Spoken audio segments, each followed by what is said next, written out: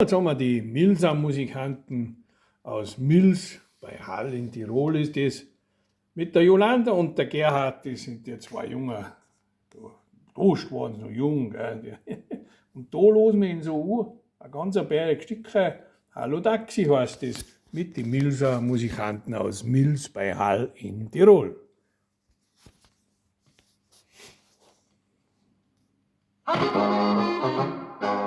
In einer kleinen Schenke, da sitzt beim Getränke, man schaut nicht auf die Zeit, es ist noch nicht so weit, doch plötzlich schlägt die Stunde, der Böck schreit in die Runde, Frau Wirtin ruft ein Taxi aus, ich muss jetzt schnell nach Haus.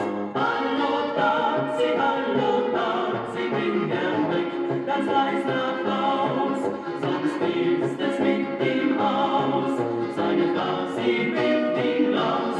Hallo Taxi, bring der Böck ganz leis nach Haus, sonst ist es mit ihm aus, sie wirft ihn raus, ja aus dem Haus.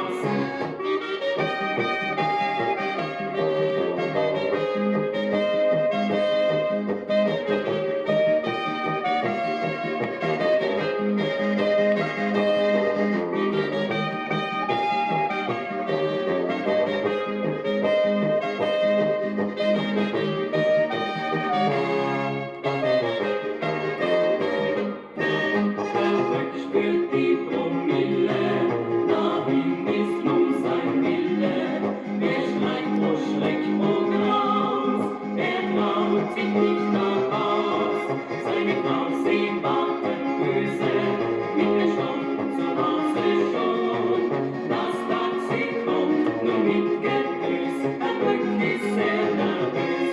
Hallo Taxi, bring der Böck ganz leis nach Haus.